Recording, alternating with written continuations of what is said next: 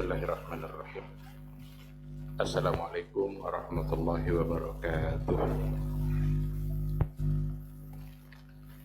Innal hamdalillah nahmaduhu wa nasta'inuhu wa nastaghfiruh wa na'udzu billahi min shururi anfusina wa min sayyiati a'malina. May yahdihillahu fala mudilla lahu wa may yudlilhu falan tajida lahu waliyyan mursyida. Asyhadu an la ilaha illallah wahdahu la syarika lah wa asyhadu anna Muhammadan abduhu wa rasuluhu la nabiyya wa la rasula ba'dah. Ikhwati billah, hadirin hadirat kaum muslimin dan muslimat yang dimuliakan Allah. Kita awali kajian kita dengan bersyukur dan memuji Allah Subhanahu wa taala.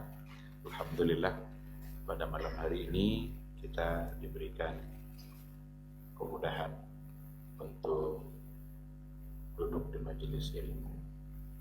Kita tinggalkan sejenak urusan dunia kita untuk kita berta'abbud di rumah Allah.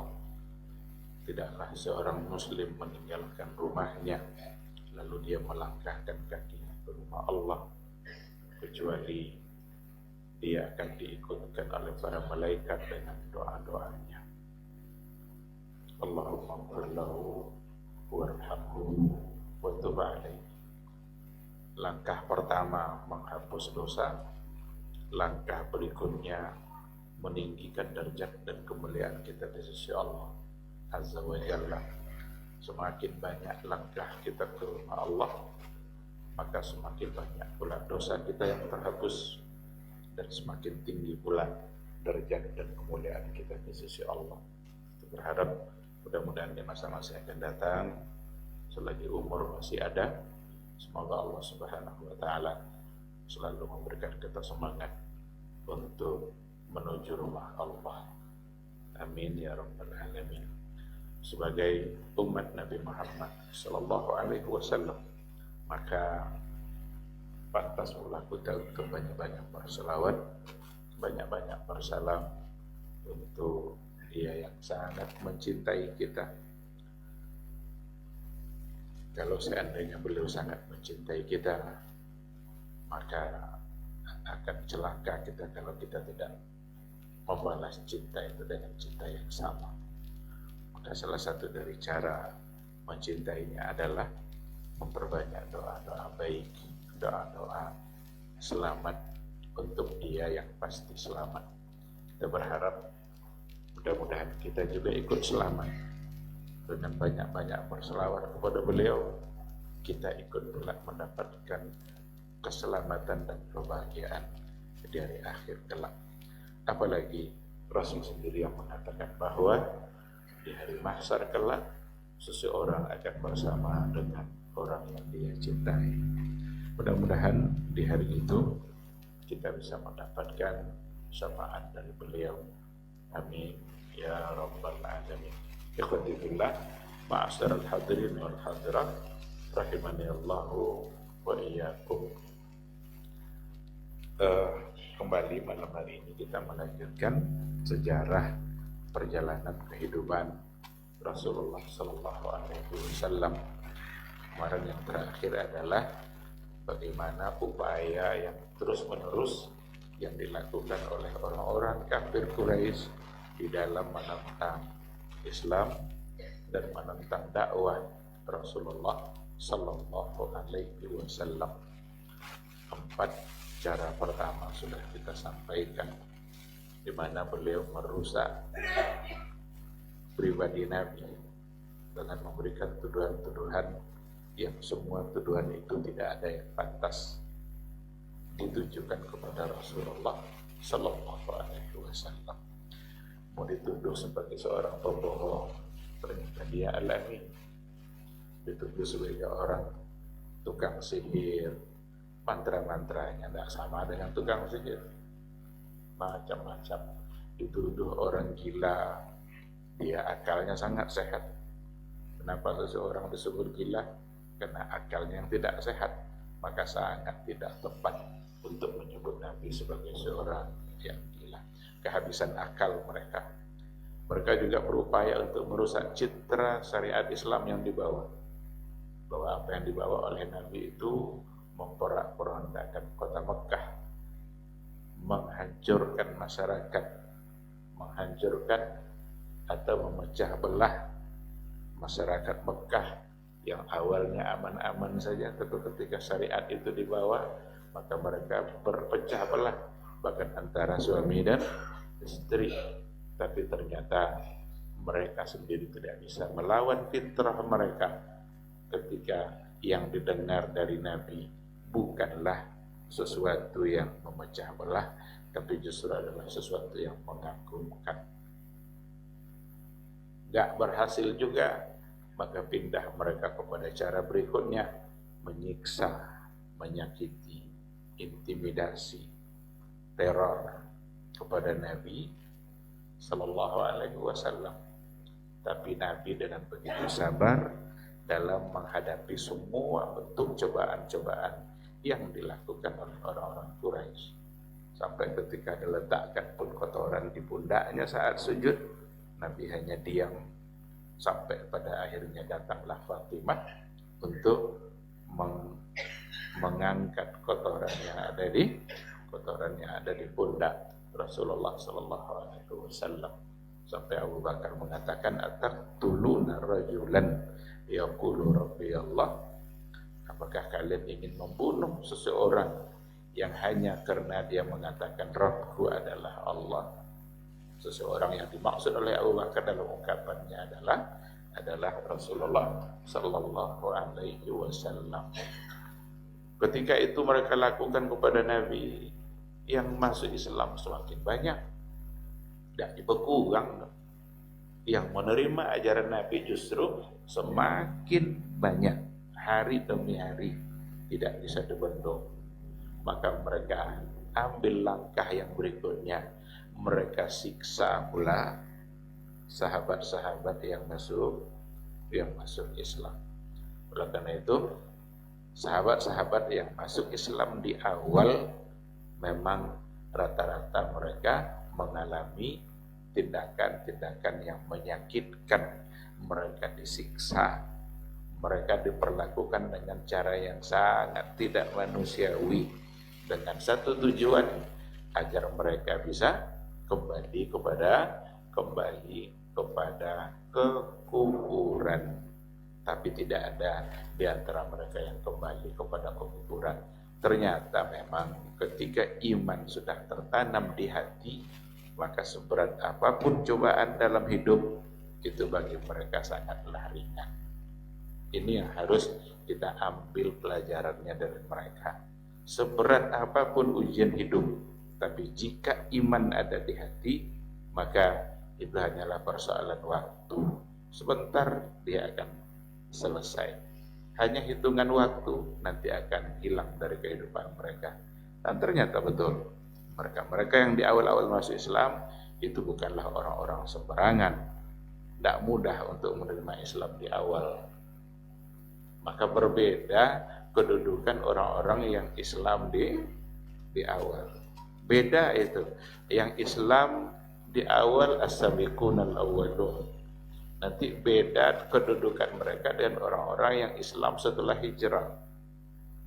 Orang-orang yang Islam setelah hijrah itu tetap lebih mulia. Tapi jika dibanding dengan orang yang Islam setelah Fathu Makkah, jadi ada lagi. Setelah hijrah pun, tapi ada nanti yang masuk Islam setelah Fathu Makkah. Nah, jadi ada kedudukan-kedudukan yang mereka peroleh, dan semua mereka adalah orang-orang yang mulia. Semua sahabat adalah orang-orang yang mulia. Maka kaidah dalam ulama, dalam ilmu hadis, oleh para muhaddis, as-sahabatu kulluhum udul. As-sahabatu, sahabat itu kulluhum udul. Semua mereka adalah terpercaya. Ini kaidah di dalam ilmu hadis yang bertentangan dengan orang Syiah. Kalau orang Syiah justru mengatakan sahabat semuanya kufur. kecuali 3 atau 5 orang saja. Bahaya sekali keyakinan itu. Karena kalau seandainya sahabat dihukumkan kufur, maka sama dengan menolak Islam, sama dengan menolak hadis. Karena hadis diriwayatkan oleh para sahabat, bahkan sama dengan menolak Al-Quran. Karena Al-Quran turun dari generasi ke generasi itu melalui para sahabat. Itulah sebabnya kaidah itu mesti ada dan dimunculkan oleh para ulama hadis. As-sahabatu kulluhum udul. Sahabat itu semuanya adalah adil. Adil di sini terpercaya, muruahnya terjaga. Mereka tidak melaksanakan dosa besar dan mereka tidak membiasakan dosa kecil. Udul itu muruah. Ada kalau bahasa kita marwah. Marwah itu muruah sebenarnya, menjaga marwah katanya, berarti menjaga muruah, bagaimana adab, bagaimana akhlak, bagaimana lisan, pokoknya mereka semua terpercaya. Dan itu menjadi standar dalam ilmu hadis oleh para ulama hadis untuk sanad-sanad berikutnya yang untuk diterima atau tidak hadisnya.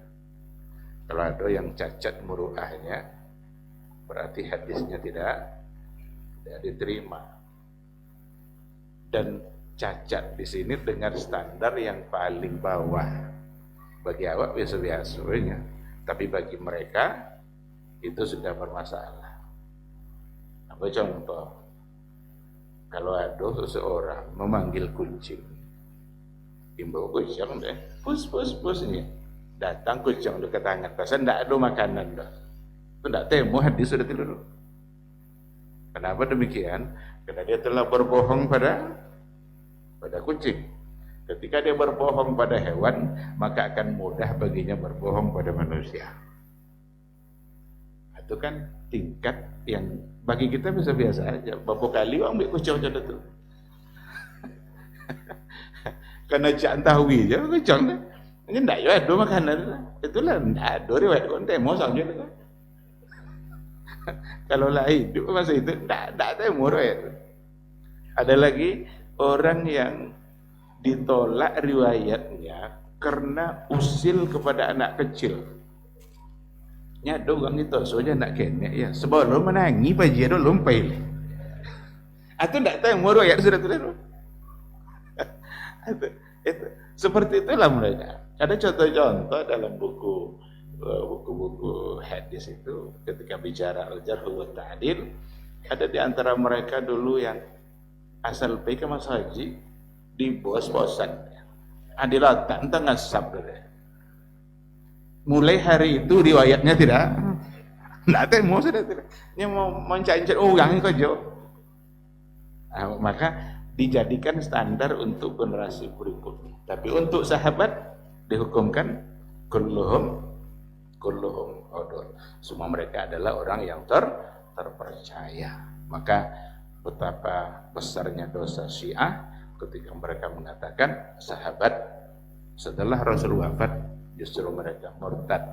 Yang diinginkan mereka bukan menolak sahabat tapi justru menolak Islam. Yang diinginkan adalah menolak syariat Islam. Karena itu rantai pertama yang membawa syariat Islam setelah Rasul wafat.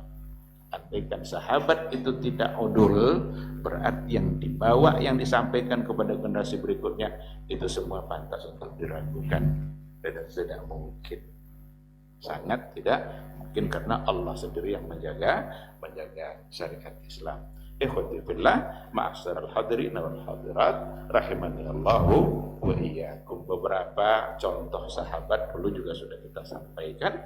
Mereka-mereka yang ditindas, mereka-mereka yang disiksa, tapi mereka tegar dengan keimanannya. Khabbab ibnul Arad, Bilal bin Rabah, Yasir, Sumayyah, Ammar, anaknya, semua adalah orang-orang yang mendapatkan intimidasi, kekerasan. Mereka disiksa, tapi mereka tegar dengan keimanannya.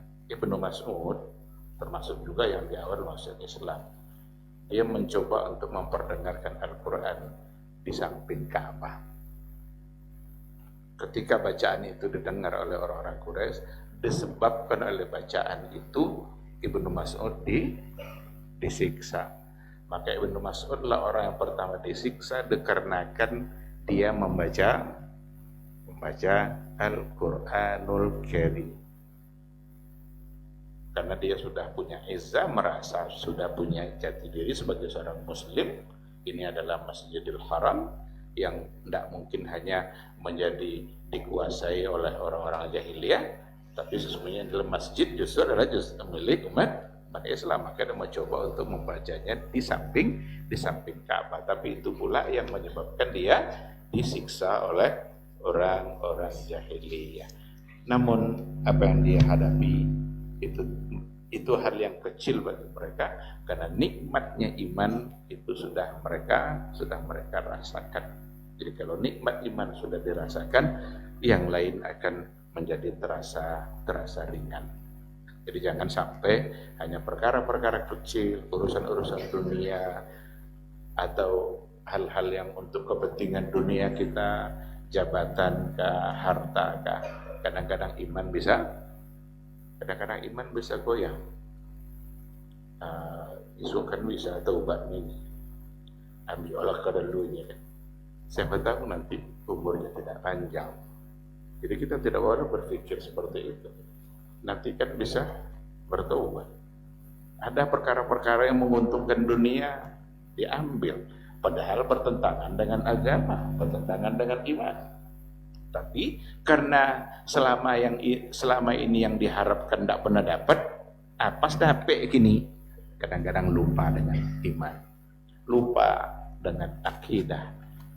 Asalkan dia mendapatkan dunianya, akidah tergadai.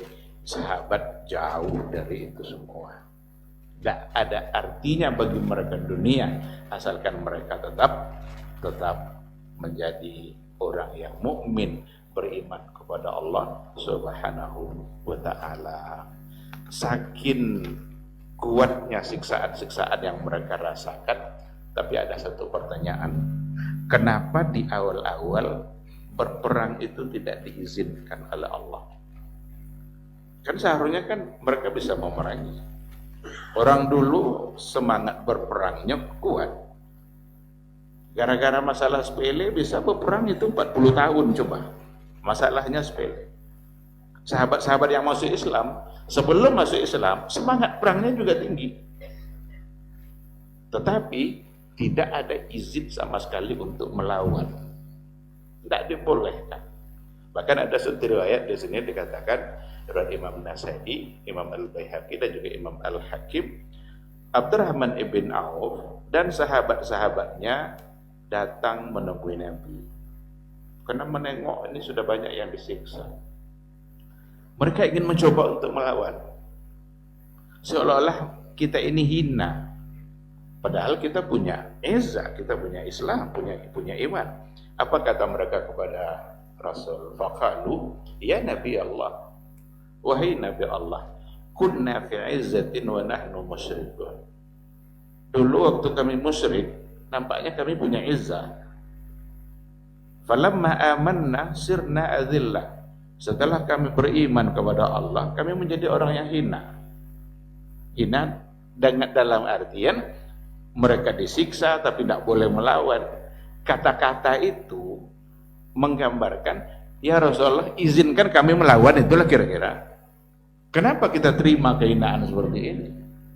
Dulu sebelum Islam, kami izzah, dia punya seolah-olah punya kemuliaan. Kok setelah Islam malah seolah-olah merasa hina. Dalam artian merasa hina itu adalah tidak dibolehkan sama sekali untuk melawan, membunuh, hanya menerima. Jadi cendapu aja lah diperlakukan oleh orang-orang jahiliyah, sabar, terima. Rasul ketika lewat pada keluarga Ammar ibn Yasir, apa kata Rasul? Sabran ya ala Yasir, fa inna maw'idakumul jannah. Sabarlah kalian wahai keluarga Yasir, sesungguhnya surga menunggu kalian. Ada juga di antara mereka yang mencoba untuk melawan. Apa kata Rasul? Innakum qaumun tasta'jilun. Sungguh kalian ini adalah kaum yang terburu-buru. Jadi tunggu dulu ya Nabi. Tak boleh melawan sekali aja. Apapun yang terjadi, sabar. Dilacak, antok aja. Kalau menurut pikiran awak suruh kan lacak, antok aja. Apa timbul? Tapi itulah yang terjadi pada masa itu. Sehingga Abdurrahman bin Auf, dulu kami mulia katanya. Kok setelah Islam lama jadi hina? Apa kata Nabi? Inni umirtu bil afwi. Inni umirtu bil afwi. Sungguh saya diutus dengan membawa kemaafan. Fala tuqatilul qaum. Jangan sekali-kali kalian memerangi kaum. Jangan sekali-kali melawan. Jangan berperang. Padahal kalau ingin melawan bisa ada orang bunuh aja dong. Ya jaga-jaga perang aja sebelum Islam. Tapi kata Rasul, fala tuqatilul qaum. Inni umirtu bil afwi. Nah, disinilah para ulama sejarah mencoba untuk menganalisa kenapa kira-kira, apa sebabnya kok tidak dibolehkan berperang melawan di awal. Ada banyak alasan yang penulis ini mengatakan meskipun ini sifatnya hanyalah istihad bisa salah bisa benar, mungkin itu sebabnya mungkin tidak, tetapi sekilas memang semuanya dapat diterima. Yang pertama sekali, untuk menunjukkan bahwa syariat Islam itu lebih mengedepankan maaf daripada dendam. Jadi untuk menunjukkan bahwa syariat Islam yang dibawa oleh Rasulullah SAW lebih mengedepankan maaf. Coba bayangkan kalau seandainya ketika di awal-awal Islam mereka disiksa, atau langsung bertenju ya kau jodoh di Mekah. Saya kok 5 kali bertenjunya 5 orang sahabat dan konazab. Apa kira-kira bayangan orang terhadap syariat yang dibawa oleh Nabi? Maka ketika tadi Nabi mengatakan ini umirtu bil afwi, sesungguhnya saya diperintahkan untuk memaafkan. Berarti yang dibawa oleh Nabi, syariat yang dibawa oleh Rasul adalah syariat yang mengedepankan maaf. Dan ternyata itulah sifat Allah. Apa kata Allah? Apa kata Allah dalam hadis qudsi? Itu juga dalam ayat menggambarkan inna rahmati ghalabat ghadabi. Sesungguhnya kasih sayang saya, rahmat saya mengalahkan murka saya. Jadi ternyata itu adalah sifat yang dimiliki oleh Allah Subhanahu wa taala. Sayang saya, rahmati ghalabat ghadabi, mengalahkan murka. Kalaulah Allah mengedepankan murkanya, abi wa'salu, tidak ada lagi yang tersisa. Andaikan Allah ingin menyiksa manusia, la yu'akhizullahu an-nasa bi zulmihim, disebabkan oleh kezaliman mereka, mataraka alaihim min dabbah. Tidak ada lagi yang tersisa di muka bumi ini. Jadi kalau Allah mengedepankan murkanya, coba bayangkan betapa banyaknya kemaksiatan yang terjadi di muka bumi Allah. Lalu Allah kedepankan murkanya, mataraka alaihim min dabbah. Ada mataraka ala dhahriha min dabbah. Tidak ada lagi yang tersisa. Walakin yuakhirum ila ajalin musamma. Tapi Allah tunda, nanti ada hisabnya. Nah jadi ingin tergambar pula hal itu pada manusia. Jadi jangan sedikit-sedikit karena kita punya iman disiksa apa tenju langsung. Tidak, tunjukkan bahwa saya membawa syariat yang mengedepankan maaf.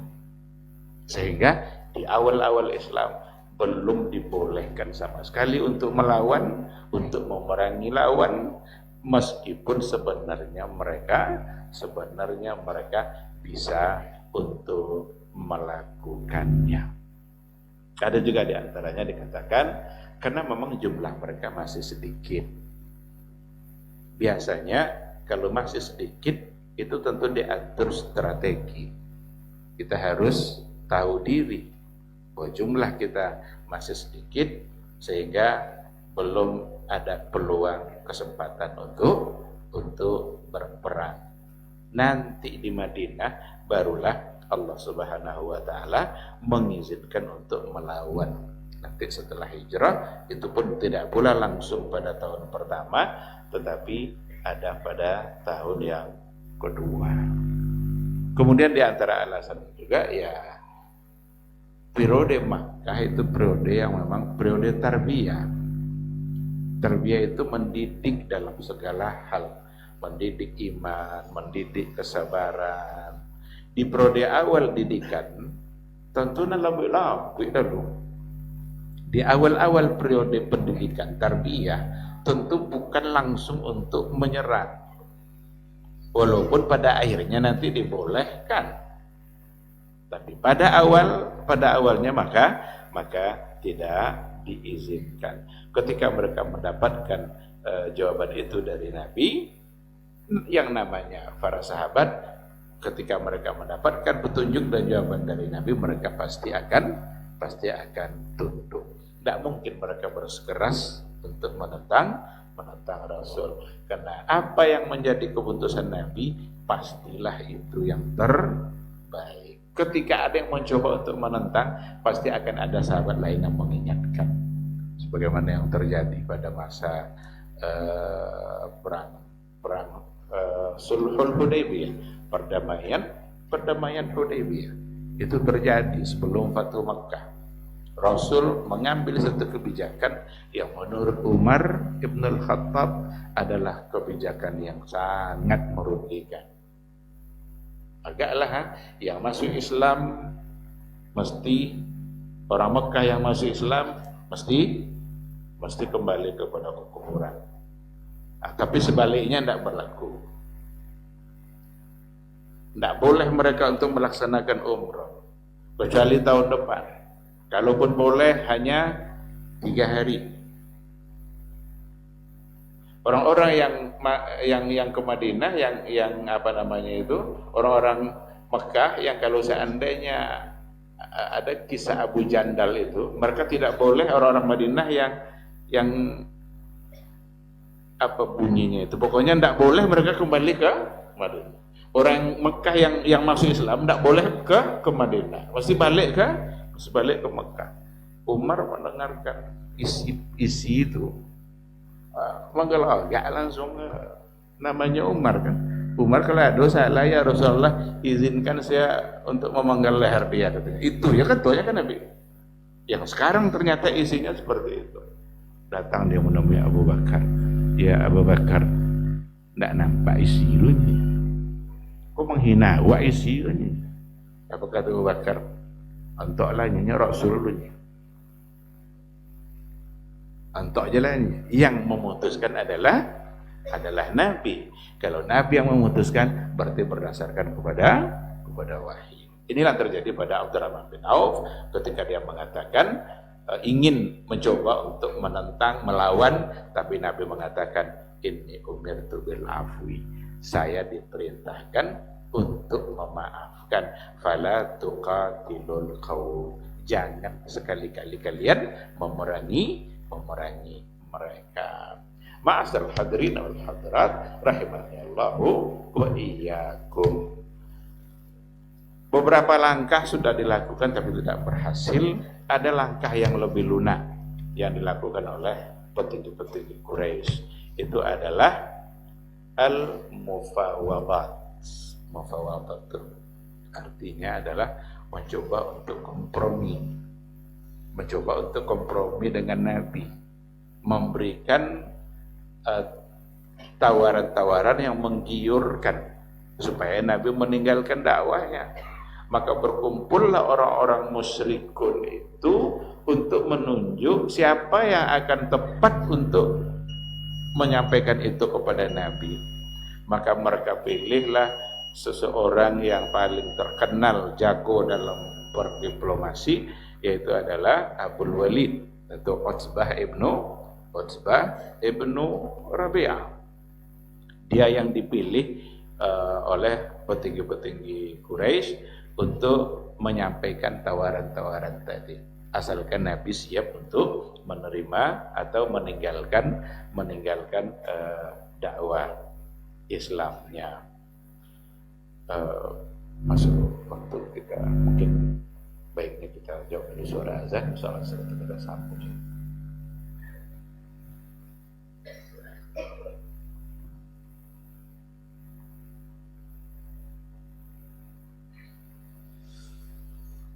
Allahu Akbar, Allahu Akbar.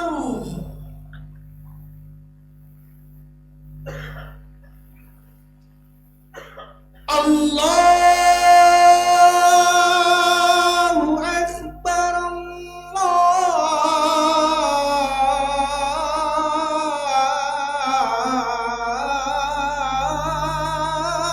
Akbar.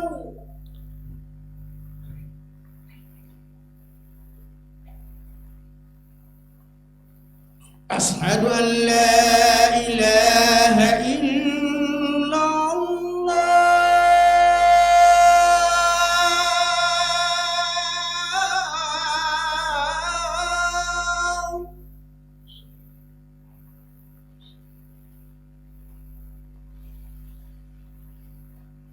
Asyhadu an la ilaha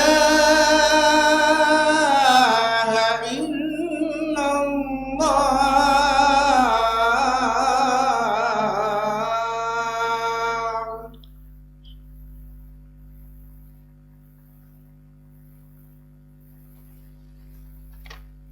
Asyhadu anna Muhammadar Rasulullah.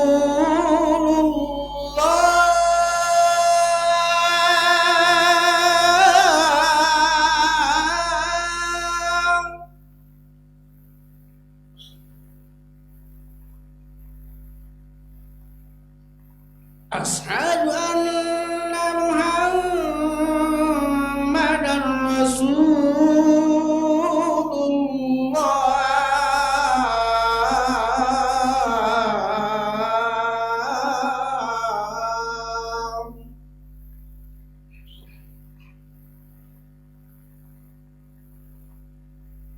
Hayya 'alas salah.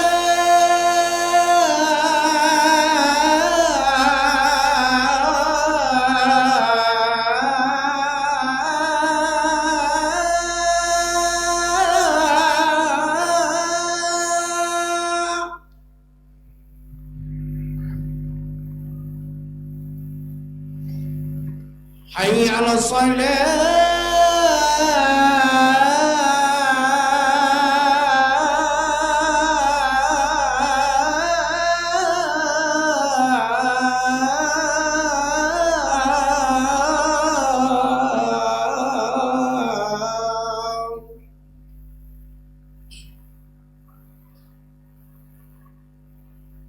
Hayya 'alal falah.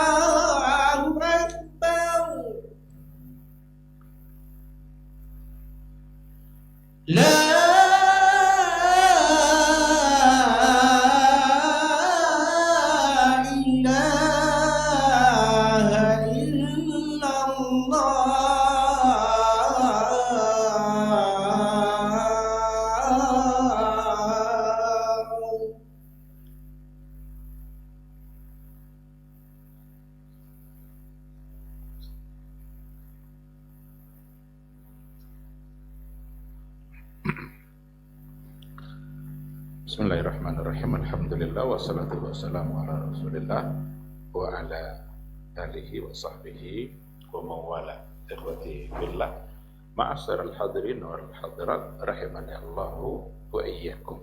Uslub al-mufawadat, cara kompromi, mencoba untuk memberikan tawaran-tawaran yang menarik supaya dia tinggalkan.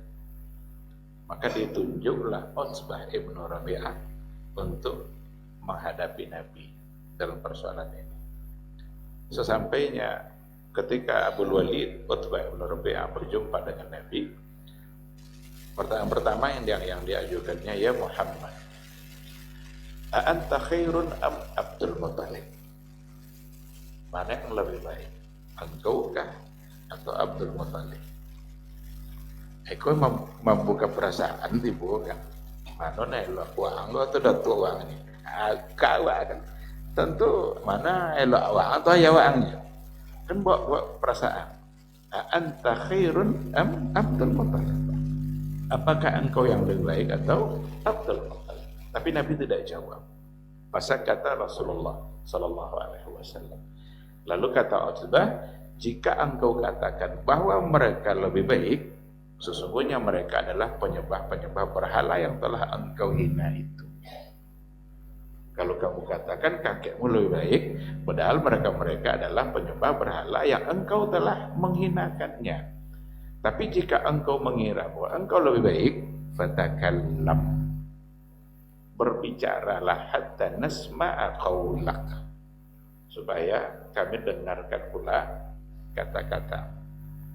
Jadi dia mencoba untuk menentang agar Nabi mengatakan sesuatu. Tapi pada akhirnya nanti pada akhirnya kena ada agak panjang, Nabi membacakan ayat. Apa yang dibacakan ayat oleh Nabi itu Fussilat, ayat yang di awal-awal, Hamim tanzilum minar rahmanir rahim, kitabun fussilat ayatuhu Qur'anan Arabiyyan liqaumin ya'lamun. Hamim itu namanya fawatih as-suwar. Kata ulama tafsir, fawatih suwar al-ahruful mutaqati'ah, huruf-huruf yang terpotong-potong itu hanya Allah yang tahu artinya. Dan sebagian atau di antara mereka mengatakan itu untuk menggugah hati dan pikiran orang jahiliyah sendiri. Karena ayat itu sendiri terdiri dari huruf-huruf yang mereka pakai dalam berbahasa. Al-Quran yang diturunkan itu terdiri dari huruf yang mereka pakai dalam berbahasa juga, tetapi bahasanya tidak sama dengan mereka. Tanzilum minar rahmanir rahim, turun dari Ar-Rahman Ar-Rahim, yang maha pengasih lagi maha penyayang. Kitabun fussilat ayatuhu Qur'anan Arabiyyan liqaumin ya'lamun. Kitab Al-Quran fussilat ayatuhu, ayat-ayatnya dirinci, dijelaskan secara terperinci. Qur'anan Arabiyyan, Quran yang dalam berbahasa Arab, liqaumin ya'lamun, bagi kaum yang mengetahui. Abul Walid Utsbah bin Rabi'ah merasa terkagum-kagum dengan bahasa yang disampaikan oleh Nabi itu. Karena Al-Quran itu bukan bahasa Nabi, itu adalah kalam Allah. Bahkan di sini dikatakan Qur'anan Arabiyyan, Quran yang berbahasa Arab. Maka yang kita baca dalam mushaf sekarang itu Qur'anan Arabiyyan, itulah yang kalam Allah. Tidak seperti yang diduga oleh orang-orang Mu'tazilah. Itu bukan kalam Allah katanya, tapi ibarah an kalamillah atau hikayah an kalamillah. Tidak juga seperti orang-orang Asy'ariyah yang mengatakan itu hanyalah kalam lafzi, bukan kalam nafsi. Tidak pernah itu ada Nabi bagi-bagi kalam lafzi itu. Ini jelas ini Qur'anan Arabiyyah, Quran yang berbahasa Arab. Tidak ada Quran kalam Allah selain daripada yang kita baca dari Al-Quran. Itu bukanlah hikayah, bukan ibarah, bukan juga hanya sekedar kalam lafzi, tapi itulah yang kalam Allah. Pulang dia dari menemui Nabi, ketemu dan kawan-kawannya. falamma jalasa ilaihim qalu ma wara ya Abu Walid. Nah, apa terjadinya? Lai berhasil. Apa kata Abu Walid? Warai anni sami'tu qawlan wallahi ma sami'tu mislahu qat. Demi Allah, saya telah mendengarkan perkataan, enggak ada kata-kata yang seperti itu yang pernah saya dengar. Berarti dia mengagumi apa yang disampaikan oleh Nabi. Demi Allah, ma huwa bisyair, bukanlah itu syair, wala bisihir, itu juga bukan sihir, wala bil kahanah, itu bukan tukang tenung, bukan mantra-mantra mereka. Tapi kalam yang sangat mengagumkan. Sampai-sampai petinggi Quraisy pun mengatakan, ya Abul Walid, wa anggol ikut kena sihir kayaknya. Wa anggol ikut kena sihir. Ya tujuan tadi apa? Tujuan tadi supaya memberikan tawaran, tapi ada nanti tawarannya itu ternyata dia bilang begini, sebelum dibaca itu ada tawaran dari yang disampaikan, ayyuhar rajul. Jadi tujuannya kayak enggak ayyuhan nabi, ini enggak ayyuhar rajul. Kalau sahabat kan ya Nabi, ya Rasulullah, enggak boleh ya Muhammad kan ada. Ketika ada orang-orang Badui manggil ya Muhammad kan ditegur kan, turun ayat. Janganlah kalian memanggil seperti panggilan sesama kalian, tapi imma ya Nabi Allah, imma ya Rasulullah.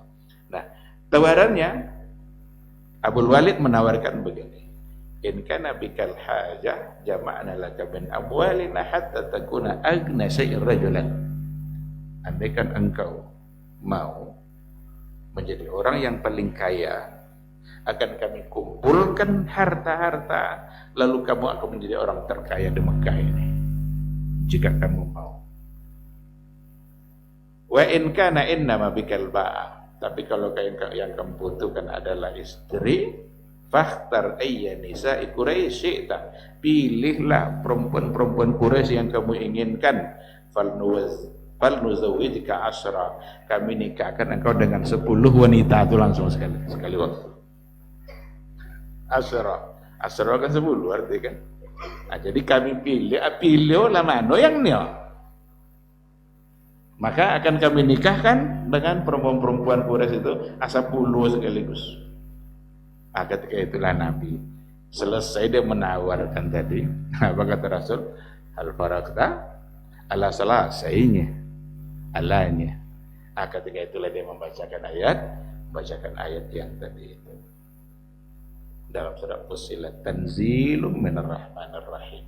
Ternyata yang dibawa oleh Nabi itu bukan kata-kata dia, tetapi diturunkan, datang dari Ar-Rahman Ar-Rahim. Kita berilmu, maka dengan demikian mereka yang menolak pantas disebut sebagai jahil, karena yang menerima adalah yang berilmu, yang menolak berarti yang jahil, maka jahiliyah. Maka mereka adalah sebagai orang-orang yang disematkan padanya kata jahiliyah. Jahiliyah itu bukanlah mereka sekadar tidak berilmu begitu saja, tapi tidak mau menerima kebenaran yang dibawa oleh Rasulullah sallallahu alaihi wasallam. Tapi yang menarik dari kata-kata Abul Walid ketika ditanya, apa terjadinya kawan-kawan? Apa katanya? Wallahi, demi Allah. Berarti bersumpahnya dan kata Allah lah. Berarti percaya enggak dia kepada Allah? Percaya lah kodok sampai enggak. Orang-orang jahiliyah dulu percaya kepada Allah, tapi mereka yakin hanya pada sisi rububiyah. Contoh, enggak mungkin dia bilang wallahi tapi dia enggak percaya kalau Allah itu ada. Bahkan Abul Munzir yang dulu kita sampaikan, Husain Ibnul Munzir, bukan Abul Munzir, Husain Ibnul Munzir, 7 di bumi, dia betul kan percaya kan? Pak buat Tuhan maknya Nabi, 7 di bumi saja deh, berarti dia tetap percaya. Seperti Abul Walid, wallahi demi Allah, ma sami'tu mislahu qat, tidak pernah saya mendengarkan kata-kata seindah itu.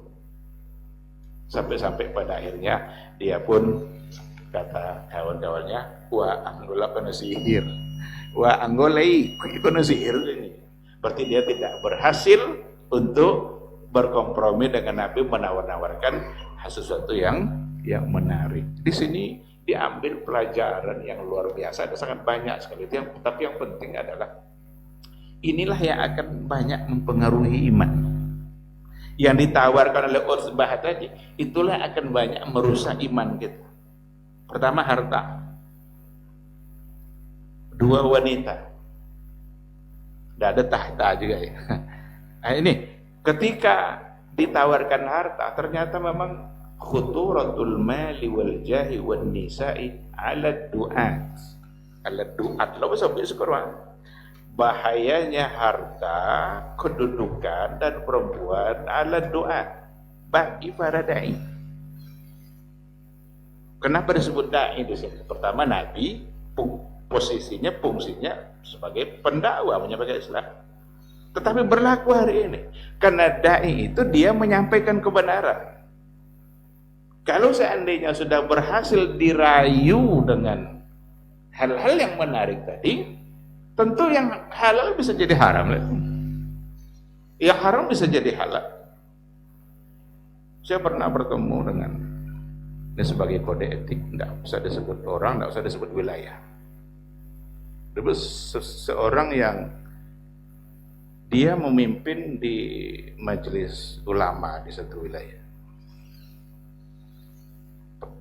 bupati atau gubernur atau wali kota lah, ingin membangun patung. Mereka para ulama mengatakan tidak boleh ada patung, karena patung itu hukumnya adalah berarti menyerupai ciptaan Allah. Tapi dia menceritakan. Setelah itu disuruh oleh pemimpin, pergilah coba-coba studi banding.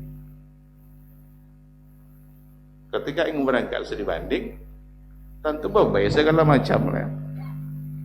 Aku ulang dulu lah boleh, ya betul lah. Ada di wilayah sana, di wilayah. Itu bukti bahwa ada yang bisa merubah, sehingga ini sangat berbahaya bagi para doa. Karena itu mereka menyampaikan kebenaran. Kalau seandainya iman mereka lemah, kalau seandainya tidak kuat, lalu diberikan dunia ke dia, jangan-jangan gara-gara untuk mendapatkan dunia itu ada kebenaran-kebenaran yang disembunyikan. Ada enggak tuh fakta itu dalam kehidupan keseharian di Indonesia? Gue lampau mah enggak ada juga itu ya sih. Bahkan ketika ada segelintir yang bertahan dan kebenaran, dianggap itu yang salah. Nah, kalau sosek ini tulangnya soseknya. Ketika ada orang yang ingin mencoba untuk bertahan di atas kebenaran, itulah sebabnya kebenaran itu tidak diukur oleh jumlah banyak. Jadi kebenaran al-haq itu tidak diukur dengan jumlah banyak. Asal banyak orang nyabui, berarti itu jangan topek. Enggak. Kebenaran ada standarnya, Al-Quran dan Sunnah. Kalau kita dengarkan tokoh-tokoh Islam yang sudah di level nasional, luar biasa. Apa yang mereka ucapkan soal surga, soal neraka, tak ngerti tak tidak. Yang berhak masuk surga bukan hanya umat Islam, kata mereka, tapi yang berhak masuk surga adalah orang baik. Bahkan Thomas Alva Edison harus masuk surga hanya karena menciptakan lampu. Itu kok lampu kok jadi yang di diskotik masuk neraka katanya? Maka masuk Islam bukan karena kerja kita, masuk Islam bukan karena amal kita. Kalau kan alasannya kan ini kan dipakai ini, coba daurah Islam, tidak mungkin bisa daurah dilakukan kalau lampu dah ada. Oke, itu kalau bekok diskotik cara tadi itu. Jadi saya ikut Sorogo, esok nerko aja. Karena lampunya digunakan untuk maksiat. Nah, maka yang begini-begini nih, mungkinkah dia tidak mendapatkan apapun dari ungkapannya? Oh, tidak mungkin loh. Pasti ada dunia yang dia dapatkan. Nah, oleh karena itu, Utsbah ibn Rabi'ah mencoba menawarkan ke Nabi, kalau kamu ingin, kamu akan menjadi orang yang paling kaya. Aghna syai'in rajulan. Aghna syai'in rajulan. Menjadi lelaki yang paling kaya di Arab ketika itu. Tapi dakwah Nabi tujuannya bukanlah untuk harta. Ditawarkan jabatan, dakwah Nabi tujuannya lah bukan untuk mencari jabatan, bukan untuk menjadi tokoh dan segala macamnya. Dakwah beliau untuk menyampaikan syariat Islam. Dakwah Nabi tujuannya bukanlah untuk mendapatkan banyak wanita, karena itu nyata-nyata sebagai fitnah dalam kehidupan. Nah, oleh karena itu, ikhwatillah, ma'asyiral hadirin wal hadirat, ketegasan Nabi nampak di situ, keikhlasan Nabi dan visi Nabi dalam berdakwah. Apa sebenarnya yang diinginkan oleh Nabi dari dakwahnya? Berarti yang diinginkan dari dakwah bukanlah dari yang ditawarkan tadi. Andaikan dakwah tujuannya harta, lah ditemor Nabi itu dulu. Kalau tujuannya, andaikan dakwah tujuannya adalah untuk menjadi pemimpin tokoh politik, ala ditemor nabinya. Kok nak jadi ajonya bisa doang. Kami angkat engkau menjadi pemimpin kami jika kamu mau, asalkan ini mesti ditinggalkan. Tetapi semua tawaran itu menjadi tertolak. Tidak ada satupun yang diterima oleh Rasulullah, karena memang dakwah Nabi li'i'la'i kalimatillah, untuk menyampaikan, menegakkan syariat agama, untuk memberikan panduan bagi kehidupan masyarakat supaya masyarakat ini hidup punya panduan, punya arah. Selama ini mereka hidup itu tidak ada arah. Mereka hidup semaunya, apa kata kabilahnya itu yang harus diikuti. Tapi yang dibawa Nabi adalah panduan yang datang dari Allah Azza wa Jalla, Allah Subhanahu wa Ta'ala yang maha hakim, maha bijaksana dengan segala hukum-hukum yang telah diturunkannya, mulai dari persoalan akidah, terus masalah ibadah, dan juga dalam masalah muamalah. Semua itu dirubah oleh Islam. Gagal lagi apa yang dilakukan oleh Utsbah ibnu Rabi'ah. Maka uslubul mufawadat itu merupakan sesuatu yang ternyata juga gagal. Ma'asyiral hadirin wal hadirat rahimani Allah wa iyyakum. Mungkin barangkali sampai di sini kajian kita pada malam hari ini.